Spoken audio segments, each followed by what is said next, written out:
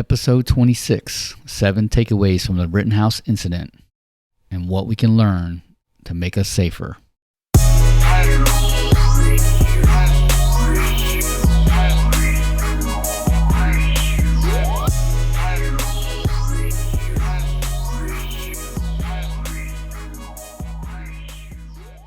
All right, everybody, welcome back to another episode of the School of Preparedness. And today's episode, we're going to talk about, what can we learn from what happened with Kyle Rittenhouse in his specific incident, not the actual criminal case and the trial or anything like that, but what we can learn from what happened, a real life incident of self-defense. So let's look at this. Now, look, you might be saying to yourself, I'm never going to put myself in a situation where I'm going to be in the middle of a riot, armed, having to fight for my life. Well, yes, that might be true. But however, you might be in a situation where you actually have to protect yourself.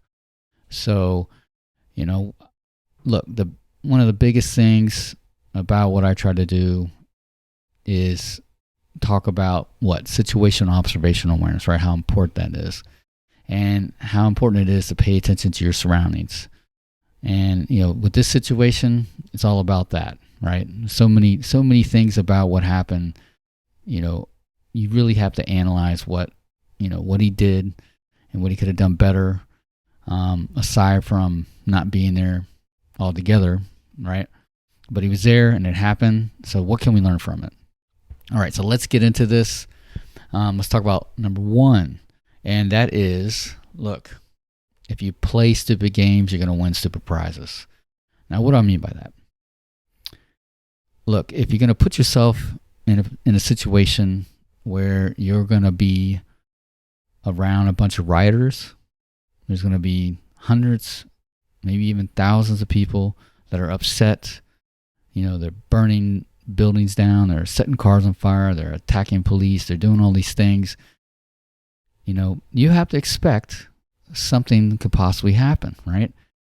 You got to expect to be cut off from any safe zones.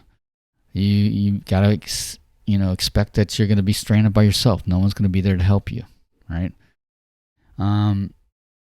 Look, you're going to be around untrained people. You might not be trained. You might not have the proper weapons to properly protect yourself. So, the big thing about this is, and what I preach all the time, don't put yourself in a position to where you can be victimized or where you cannot control what's going on, right? So in Rittenhouse's case, he could have just avoided it altogether by not even being there. He was 17, and this is kind of like my biggest thing that I have an issue with this, is he was 17 years old, and he was out there with the big boys, protecting property, not trained, with a bunch of guys, and not knowing their training. They weren't professional. And obviously, I don't have a problem with what they were doing. I agree with them protecting property. There's no reason why these rioters should be running around damaging, destroying property, and nothing happened to them. So I don't have a problem with that. I really don't. It's just, my son turned 17, as long as he's living in my house, there's no way that I would allow him to, go down to where a riot's happening, put a gun on his back, and walk around and be in that situation. So first off, if you're going to put yourself in that situation, you're going to play a game, you got to expect to get some type of crazy outcome from it, because you cannot control that whatsoever. You cannot control a riot. You cannot control hundreds and thousands of people. You just can't. So if you're going to take that chance, then you got to expect a bad outcome. So number two. Well, before we get to number two, so just think about that, right? Don't put yourself in that situation unless you want to, have your life changed forever. Either be killed, seriously maimed, or have to live with the fact that you almost were killed and had to kill multiple people. And you can walk around with a smile on your face and feel good about it. But at the end of the day, especially when you're only 17 years old and you're still trying to figure out, being a teenager and your hormones and you're still trying to figure out all that stuff. And now you got to deal with the fact that you killed 2 people and you almost killed 3 people. No matter if it's self-defense or not, you still got to live with that. And, that could be rough. Okay, that's a lot of trauma. That's a lot of PTSD you got to live with. And just starting your life off and you got to live with that. So just think about that. Anytime you strap a gun on your hip or carry a gun, you have to expect, something might not be good that comes out of that. All right, so number 2, all right, you got to know your surroundings.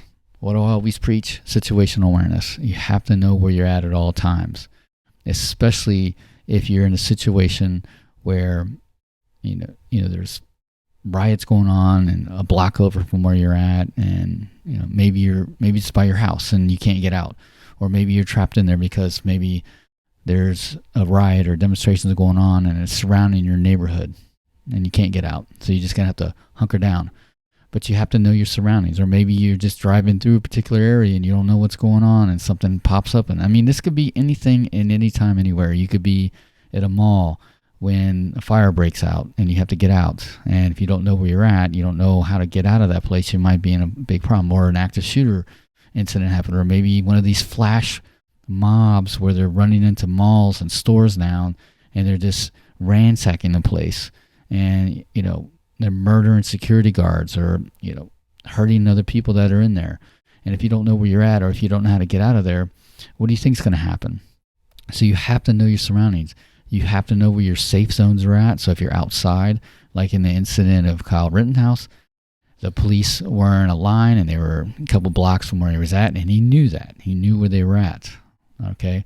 But you also have to have backup safe zones to where you got to go. So in the case you're out in the real world and you're driving around or you're walking around and something happens, you have to get to a safe area where the police is at, and maybe the one route you're thinking of is blocked. You can't get to it because there's people there. Like say in Rittenhouse, as an example, the police were a couple blocks away, and he knew if he went down the main road there, he would get to them. But what happened if there was hundreds and hundreds of riders that were between him and the police, and there was no way that he can get to the police without going through all those people. So then he had to have a separate way to get there. So just always be thinking about that. Got to know where the safe zones are at, and you got to know how to get to them. Got to know where the person that's going to be able to help you. Now, obviously, you got a phone, you can call 911, but people are actively chasing after you, or the bad guys are going after you. You're not gonna have time to be standing around or sitting there talking on your phone. You got to be moving, and that means you might have to move to get to where you got to go to get safer. All right. So number 3, okay, you want to have a plan of escape, or I should say, you want to have a plan in place to get away if you have to.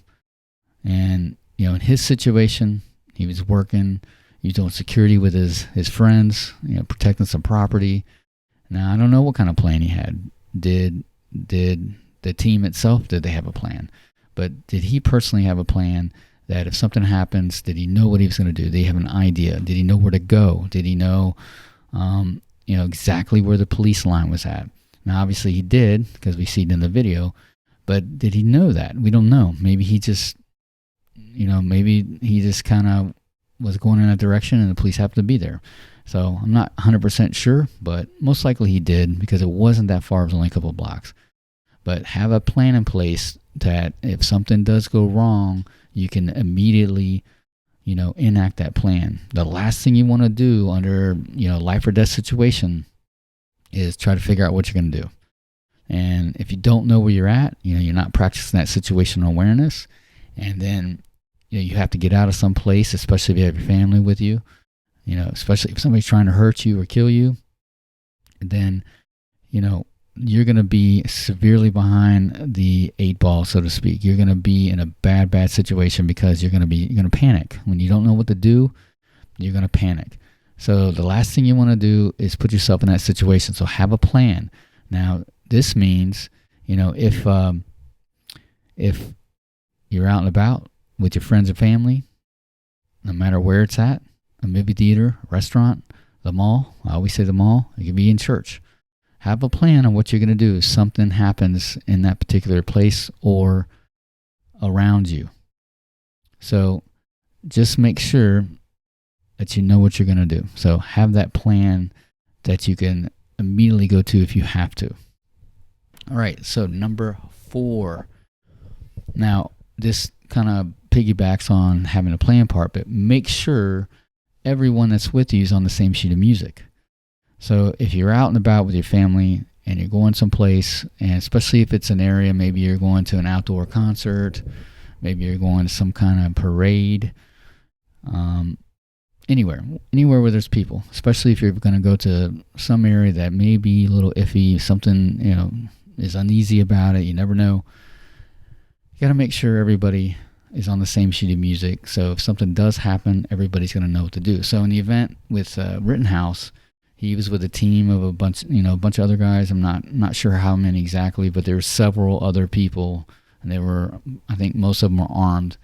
Now, were they all on the same sheet of music? Did they talk about it before they started working? Did they go over, did they have a plan? Did they go over, if something happens here, what are they going to do? If they get attacked over there, what are they going to do? If did they talk about it? Did they discuss it? Or did they just wing it? Or did they just show up and stand around and do the security thing and talk to people and try to keep them away from the property? Did they just do that? Or, did they discuss anything?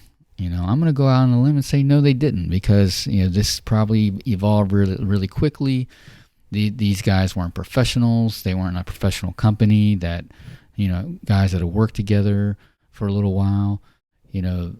They probably just showed up, maybe talked some things over a little bit, and then started, doing whatever they were doing.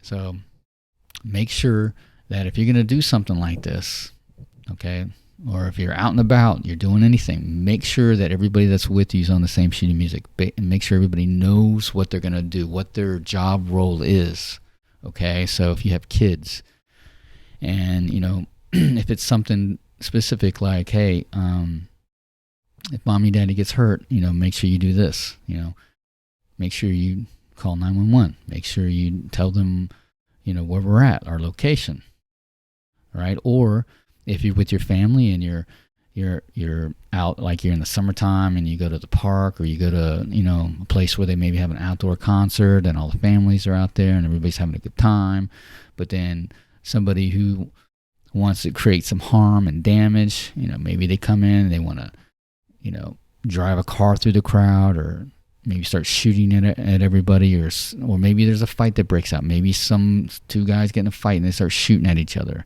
And it's not like a terrorism or an active shooter thing. It's just a fight that breaks out. But obviously, when a fight breaks out in a crowd, then it creates people, it causes people to panic. And then next thing you know, you have people running over you and trying to get away. Or if they're shooting guns at each other, you're going to get a chance of getting hit by bullets or whatever. I mean, whatever happens. So you have to think about, what are you going to do if something does go wrong? And do you have like a plan, a plan with your family in place? Like, if we get separated, we're going to rendezvous over here. We're going to link back up over here at the gas station, or over here where we parked the car at, or, do you talk about that? Or if, the dad and the mom are walking with their kids and some bad guy approaches you or approaches the family, do you want the mom handling it or the kids? No, the dad's most likely going to be the one that's going to approach the bad guy to kind of handle whatever situation it is, so the family can get away. So do you talk about that? If the dad has to talk to a potential threat or somebody that's trying to do some harm to them, and there's no other alternative, and somebody has to address it, did you talk about that? Did the dad say, hey, look, if I got to talk to somebody, make sure you guys, leave in the opposite direction to get out of there. Don't worry about me. I'm going to link up with you later, and this is going to be the place where we're going to link up at. Just make sure everybody's on the same sheet of music, because once again, if something does go wrong, and especially if it's life-threatening, and like I said, it doesn't need to be somebody like committing a violent act. It could be just a fire. It could be some type of natural disaster occurring, and then everything's just going to heck, and you have to be able to react, and you have to be able to respond properly, otherwise people are going to die. So make sure everybody's on the same sheet of music, and make sure everybody knows what they're going to do. All right, so number 5, have the proper equipment. Have the right equipment. So in Rittenhouse's case, he just had a rifle with him, with one magazine. All right, it's a no-go. No-go. Meaning, if all he had was a rifle with one magazine, so that means he had 30 bullets in a riot situation where there's hundreds and hundreds of people around. So luckily for him, he was able to, take care of business, shoot 2 people, killed 2 people and wound another. And I believe he only shot about, maybe 10 rounds, maybe 12. I'm not sure the exact count, but I know it's not more than that. That typical AR mag, it only holds 30 rounds. So imagine if he was in a more prolonged situation where he had to run and shoot and protect himself more, because more and more people started coming at him, or maybe people started shooting at him, and he had to go take some cover behind a car. And we all know what cover is, right? It's anything that can protect you against gunfire. And maybe he had to take some cover. Maybe he was trapped. He was stuck in a particular situation because he didn't know where he was at, right? He didn't plan properly. He didn't know his surroundings. So maybe he ran down an alleyway and there was no way to get out. And now the mob's coming towards him, and he has to, protect himself. And guess what? He runs out of ammunition because he only had one magazine. So make sure that in your situation, if you're going to be open carry or concealed carry, that you have more than one magazine in your gun. Preferably you should have at least 2 spare mags with you. Always, if you can get more, have more. But at minimum, you should have 2 spare mags besides a magazine in your gun, because you never know what's going to happen. You cannot go under the false assumption that, you're just going to shoot them one time and they're going to go down, or blah, blah, blah. That may be correct, and then it may not be correct. So it's better if you prepare that Murphy doesn't strike. And then, you were under this false assumption that you're going to be able to take the bad guy out because, you're a good shot at the range, and you could shoot, little small groups at the range in an air-conditioned range with no stress and blah, blah, blah. You just be prepared for anything, because when it does happen, Murphy always strikes. Murphy always throws a monkey wrench in that. So make sure you have some extra mags just in case you're in a situation where you can't get away. You're trapped. Bad guys are still coming. I mean, you could be in your home, right? You could be in a home invasion situation, and somebody's trying to come in there for some whatever reason. Maybe they have an issue with you and they're trying to get in there and they're not going to leave. And, you might just have to continue to try to protect yourself from those people coming into your house. So always have the right equipment. So, and that includes not only just your ammunition, but, have a flashlight, have maybe a knife as well. Have some type of medical equipment if you can. Now, obviously, it's kind of hard in the summertime. You're walking around in your shorts or whatever. You can still carry, and maybe you don't have a lot of pockets. So, figure it out. Wear a little backpack. Have a little backpack. Fanny packs are very fashionable, I know. Maybe wear a fanny pack. Maybe carry your extra stuff there. Make sure you have a form of communication with you. I know I'm always with my cell phone, but make sure the battery's charged. Make sure, if it works in that particular area. Do you have cell service? What happens if you are in a situation and you're basically stranded? You're had to get away from a situation, and you don't know where you're at because you weren't paying attention to your surroundings, or you just got lost because too much activity's going on. There's stuff happening everywhere, and you're just trying to get away. And now your cell phone doesn't work. All right. So, how else can you communicate? So be thinking about that. So just have the proper tools that you could use in the event that you need to protect yourself, or just get out of danger, or be able to treat yourself or somebody else if they're hurt. Have those proper tools. And this goes along with, we're going to get to that here in a second. But so just have the right equipment. Be smart about it. Think about it. Just don't go out looking, trying to look cool. But, actually know, what you're going to use these particular tools for, and, how to position them correctly. That's another thing. So, if you carry, if you're open carry, concealed carry, whatever, make sure that you're always carrying that, always positioning that holster where you're used to it, where you practice at it. All right. Put those magazines in the same spot all the time. Have those tools where you know where they're at, especially if you need to get to them quickly and under stress. Remember, you always got to be thinking about that. If you have to get to those tools under stress, especially if your life is on the line, can you do it? Know where they're at, as well as having the right tools. All right, so let's do number 6. All right, and just so you know, I'm looking to my right over here. If you're watching this on YouTube, I'm looking to my right because I got it written down, so I have keep track of the points I want to make. Obviously, I don't have the best memory like I used to, but anyway. So number 6, don't go out alone. Now, all the videos that we saw with Rittenhouse, he was alone, running away. The first incident, running away, gets attacked by the one guy, and there was dozens of people around.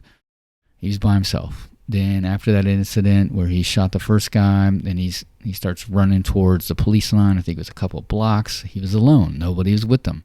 And I don't really know. I didn't really look into it deeply why he was alone. I don't know if he just started walking down the street and then next thing you know, he got put in that situation. You don't want to be alone if you know you're going to be in a situation where there's potential danger around. So don't be alone if you can get away with it. Now, obviously, if you're out there with your family, me personally, I'm going to have to handle things myself. So essentially, I will be alone for the most part. But at least my wife, if something does happen, I tell her, as part of the plan, something happens, you take the kids in the opposite direction, you get over here, go get some help, call 911. She can make the communication calls. She could do all that while I handle the problem. So essentially, I might be alone for handling the problem, but I'm not alone in the aspect of, my wife's going to be able to take care of that communication part to get help to me. But Kyle Rittenhouse, Kyle was alone by himself. He did make a phone call after he shot the first guy. If you haven't seen the video, please watch the video.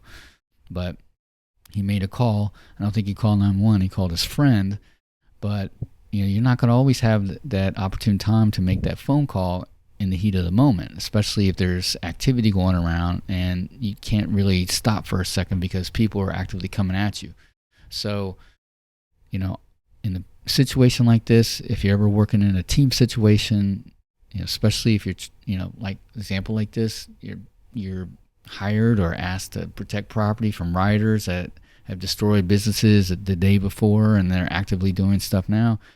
You want to work as a team. So that means if you have to go someplace, you make sure that you have a person come with you, and then you guys watch each other's back. So if you're out and about and you have your friend with you, especially if you're in a shady area, maybe you're just not comfortable where you're at. Maybe you're going to the clubs at night and it's dark out and you need to go to your car for some reason to get something out of there. Bring your buddy with you because the cars might be parked in an area where there could be, crime. There could be maybe a lot of robberies, break-ins. So the last thing you want to do is be in a situation where you're out there alone, something happens to you, you get jumped, you get stabbed, and you don't see it coming because you're by yourself. Have your buddy with you. You guys can watch each other's back. So try not to do anything alone. Kyle was lucky that he was able to handle himself the way he did. but he was alone, and he could have easily been taken out multiple different times, especially during the second shooting when he was on the ground on his, like you see in his picture here. He could have been easily overwhelmed. Somebody could have came at him from behind. He was just, God was looking out for him. He was extremely lucky that he didn't really get jumped or charged at by multiple people or get hit in the back of the head again or multiple times. Or he was just extremely lucky, and he was alone. But if you're with somebody, at least you can have them watch over your back. And in that situation, one guy could have watched the other guy's back while the other guy was getting up off the ground, et cetera, et cetera. Obviously, this is a really very, very, very rare occasion this thing would happen. But just thinking about in terms of if you're out in your daily life and you're with your buddies or with your wife and kids or whatever, how can you use them to help watch over your back and you can watch over theirs? So always be thinking that. Try not to be alone if you can avoid it. But if you are alone, make sure that you're paying attention to your surroundings. You're practicing that good situational and observational awareness. You have a plan in place. You're always watching your back. Make sure you got the proper tools. Make sure you got the proper equipment. Make sure you know where you're going. Make sure you know where the good guys are at. Make sure you know where the places are at that you can get to if you have to. And keep all those things in mind. So the last one, look, get some training. All right, if you're going to do concealed carry, open carry, get some training. Don't think because you got your concealed carry permit, you took your little 8-hour class and I'm not talking about people that are trained or former military law enforcement. I'm talking about the average person that may be listening to me, the one that I'm really talking to here. I'm not really talking to, Mr. SEAL Team 6 guy or the police officer or the Marine. I'm not talking to those guys. I'm talking to the average person. Somebody that doesn't have that background. Because that's why I decided to do this, because I wanted to help people like yourself that don't have that background, that don't know where to go for training, or maybe you can't afford to have, hire somebody to give you the training. You're the person I'm talking to. I'm not talking about to somebody like me. I'm talking about just the average person. So go get that training. Don't think just because you took a little 8-hour course and you fired 10 rounds, at some paper, or maybe you hit the target, you hit the bullseye, you think you're, John Wick or something. That's not the case. You have to really train. There's so many things you got to take into account. Firing at a range with no stress is different than firing with stress. Now, and then what I mean by stress is a stress of maybe somebody trying to kill you, okay? Or if you're at a range and you're taking a test, a stress could be time factor, right? You're getting graded on your shooting. So that could be the stress added to it. What I'm talking about is real life stress. Having to shoot somebody that's trying to kill you or trying to hurt your family, or, you're hurt, you're bleeding, okay? You've been shot yourself and you don't know where you're at. There's all kinds of activity going on. You're that kind of stress, and you have to, be able to function.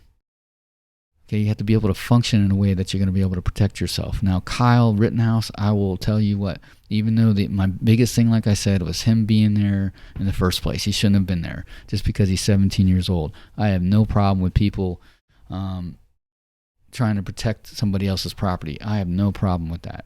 And, maybe there was more of that, and more people protecting that property, and maybe other people got hurt in the process because they were trying to hurt them. Then maybe there would be less situations like that. So I don't have a problem with that. I just have a problem with him being there in the first place because he was too young. He didn't need to be there. And like I said, these guys really weren't professionals. But it happened. But the way Kyle handled himself was excellent. He was very composed under all that situation. I mean, he looked like he had training. And I really don't know if he did some training, like other than just maybe shooting. I don't know if he did any kind of tactical stuff, but he really handled himself very well. So I can't complain about that. But just go get some training. And if, you want some advice on that, contact me. All right. Go to my website, theschoolofpreparedness.com, hit the contact page, send me a message. Leave comments at the bottom of this if you're watching the YouTube. just I'll help you whatever way I can. If that means you're living in a particular place and the only shooting range you have or the only training you have in your area is this person, send me the link. I'll look them over. I'll give you some suggestions. But get some training. Don't be stingy. Pay a little money, okay? Or at minimum, get on YouTube. There's some guy doing some type of video where you can follow along. Practice that way. Practice at home. You don't need to go to the range for everything. Practice dry firing, okay? Practice drawing from your holster, from concealed, from sitting down, from standing up, from walking. Practice doing those types of things. Get some training. Do some training. Don't think just because you fired the gun at a CCW class and that's going to be good enough under stress. Okay? Be realistic about it. That type of thing is no different than if you play sports and then you have to go perform in a game and you haven't practiced very much or you're not confident in your ability and you know how well you do. Just imagine you're in school and you have to get up and give a speech, okay?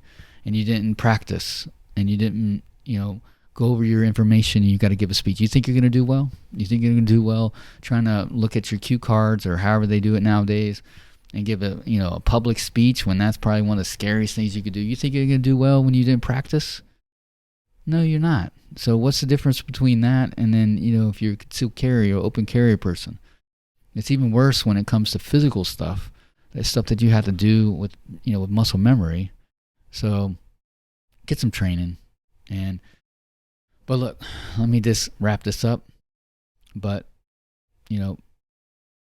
if you're going to put yourself in a situation to where you could be hurt, expect the outcome to not be good, all right? But if you have to do it, just be prepared, all right? Look, know your surroundings. Always practice that good situational observational awareness, okay? Always practice that. Know where you're at all times. Do some research if you're going to go to some place that you've never been. Look around, see what's around you, all right? Have a plan, okay? Always have a plan on what you're going to do if something does happen. All right. Make sure everyone that's with you is on the same sheet of music. If this means you're with your friends or with your family, make sure everybody's going to know what to do if something does happen, whether it be some type of criminal related incident or a natural kind of situation or just, fire. Make sure everybody knows what they're going to do and where they're going to go, where you're going to link up with, that type of thing. All right. Okay. Have the proper equipment. We talked about this. Don't just carry one magazine, a gun, have multiple, have flashlight, have a knife, communication, make sure your phone's charged, make sure it works, etc., all right? And don't go out alone, all right? Make sure that, if you're with somebody, with some people, whatever, and you're in a sketchy situation, have somebody with you if you can. Like I said, if you're with your family, make sure, your wife or your husband could be that second person. All right, you're not necessarily going to be alone, but if you have to take care of a situation and have to leave, they can make the phone calls for you. But but really, if you're going to go do something dangerous, make sure you don't do it alone. Kyle was lucky because he handled the situation. I mean, it was only a miracle that he did not get taken out. Okay, so he was alone. He shouldn't have been because he was working with all kinds of people. So don't go out alone. And lastly, like I said, get some training. But hope you like this and hope you learned something from it. And please get a hold of me if you have any questions, any concerns, or if I missed something, just let me know. But until the next episode or the video, please be safe, watch your six, and remember, it's not being paranoid, it's being prepared.